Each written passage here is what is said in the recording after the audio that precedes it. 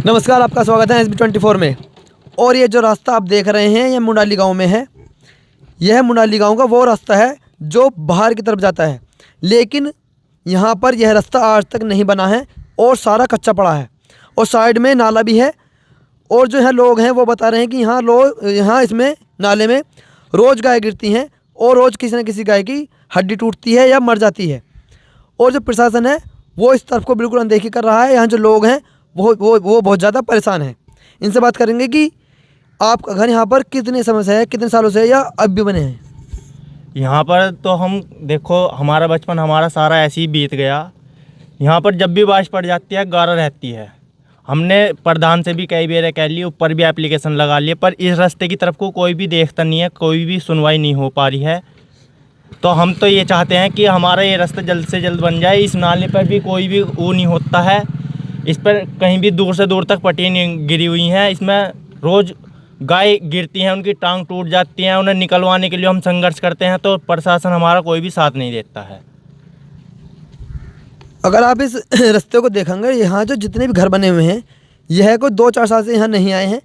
इन घरों को बने हुए करीब 10 से 15 साल या 20 साल भी हो चुके हैं, लेकिन आज तक यह रास्ता नहीं बना है।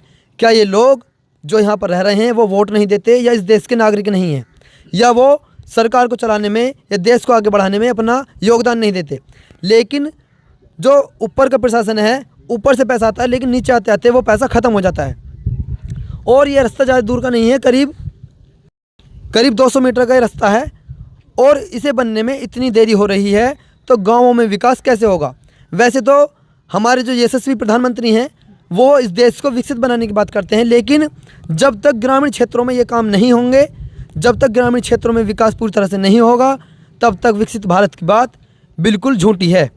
और जो बुजुर्ग लोग हैं, अगर उन्हें यहाँ से जाना पड़ेगा, जब बारिश पड़ती है तो यहाँ पर घुटनों के बराबर पानी भर जाता है, जिसको यहाँ के जो लोग हैं उन्हें झेलना पड़ता है।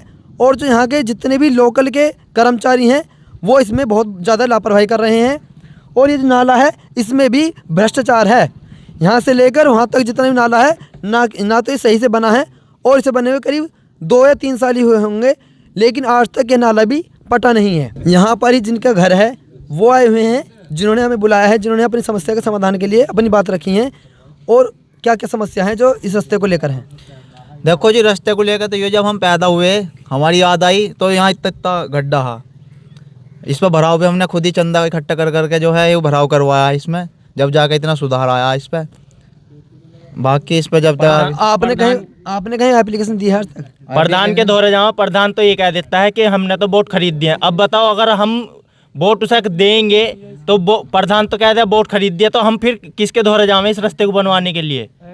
तो ऐसे एप्लीकेशन हर महीने में 20-30 एप्लीकेशन। कितने टाइम से है जो है घर बने हुए? कितने टाइम से हैं ये जितने भी घर यहाँ पर बने हुए कितने टाइम से हैं? हमारा तो सन 92 में बना घर ही हो। फिर जब से आप यही हालत देख रहे हैं? हाँ, यही हालत है। कुछ बदलाव नहीं आया आज तक?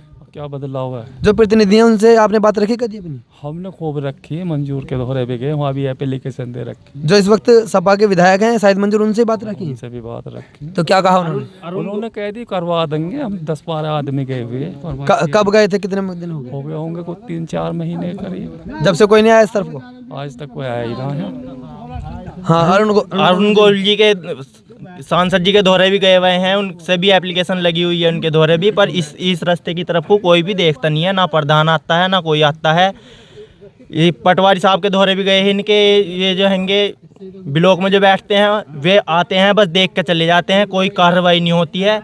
ये नाला भी वे तो कहता बजट खत्म होगा जी। यह बहुत ज़्यादा परेशानी इस मोहल्ले के लोगों को झेलनी पड़ रही है, और ये गाँव का मेन रास्ता है।